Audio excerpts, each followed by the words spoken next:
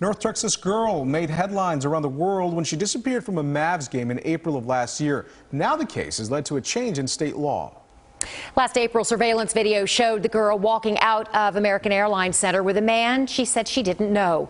Her dad says he asked police for help, but he was told to report her as a runaway where the family lived some 30 miles away in North Richland Hills. 10 days later, the girl was found in a hotel room with sex traffickers in Oklahoma City.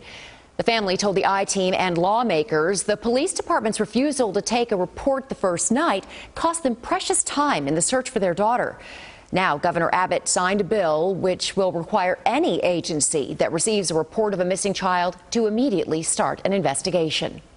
This development follows a series of I-Team reports on sex trafficking. We've shown you how private investigators are helping detectives track down victims. We've introduced you to a victim turned advocate who our I-Team's Ginger Allen first began covering in 2006 when the woman was convicted of prostitution. And now Ginger tells us with a very realistic behind-the-scenes look at this crime in our backyards. In this report, we dig deep into some sex trafficking cases in North Texas by actually getting on a bus. This is a tour aimed at raising awareness and busting myths. And to say it opened eyes would be an understatement. If you let my daughter go now, that'll be the end of it. If the big screen has you connecting sex trafficking to foreign countries and kidnapping, you have a 96-hour what? Good luck. it may not be what you think. It's not the taken, it's not the kidnap, it's not the white van. Matt Osborne spent 12 years with the CIA. Now, once a month, he's a tour guide. Greetings again, everyone. Now we're going to actually go on the in-motion tour. He and Priya Murphy work with New Friends, New Life, an advocacy group on a mission to change your mind about sex trafficking stereotypes. It's $150 billion with the B dollar annual profit industry. Myth number one, the clients are not anyone I know.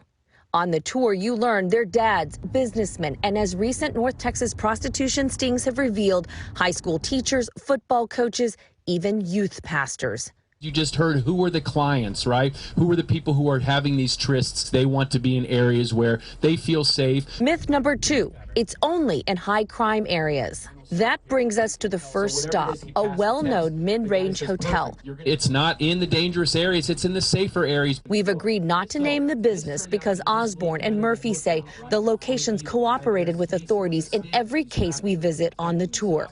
But look out the windows and you'll see we're on the east side of 75, just north of downtown. Osborne says officers were tipped off that a 15-year-old girl was being sold here repeatedly. Myth number three, the victim could never be my child. This girl was brilliant. She'd already been identified with Mensa qualified high IQ, star on her volleyball team. Myth number four, sex trafficking happens after dark. 9 a.m. on a Tuesday, he was told to park. 9 a.m. That's the time the trafficker unknowingly arranged the date with an undercover officer. And it's not all the time in the wee hours of the morning or on a weekend, oftentimes during a work day, because these guys know that their wives think that they are at work, and so it's easy for them to do this. Headed to the second stop, we continue north on 75, near 635, another well-known hotel. This one is tucked inside several high-rises.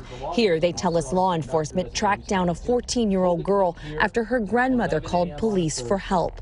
Myth number five, those being trafficked could get out if they wanted to. Osborne chokes up explaining how the officer described what happened when the teenager opened the hotel door here wearing only a robe. He grabs it, holds it around, and he calls her by her real name. Wait, what did you call me? He says her real name again. He says, I'm sorry, I won't get a little bit. He says, your grandma sent us. We're here to rescue you. She immediately buckles her knees, grabs on him. Thank you, thank you, thank you, crying. Oh my God, get me out of here, thank you. Osborne tells us the teen had been forced to see 2 to 3 men an hour for 17 straight hours. The next stop is a North Dallas office park, discrediting the myth it's only in homes and hotels. From the parking lot, we see rows of businesses. Osborne tells us officers eating at a nearby restaurant became suspicious of this alleged operation. 1 o'clock on a weekday, lo and behold, what do you see? Guy after guy after guy going down this alley to your right, and not the first door there, but the second door going in there. They said, holy cow, this must be a daytime establishment. They believe this one attracted local businessmen on their lunch hours. The final stop takes us to an upscale area in Richardson, the location of another hotel franchise, where he says a 17-year-old girl was used by guests who were in town for a major sporting event. Here, he says an observant hotel manager had been trained to spot sex trafficking. So he knew what to look for. If you see a room where there's a do not disturb sign day after day after day, if you see a bunch of guys coming in or someone just pays cash. Osborne says this case ended in another rescue and more arrest. But sadly, heading back, Murphy wraps up the tour with an unfortunate reality. The sad part about organized criminal industry is that when you take it out one place, it popped up somewhere else. This is why it's an ongoing fight. And an ongoing battle to debunk those myths, to become less naive, and, as those of us on board did, to step away more aware.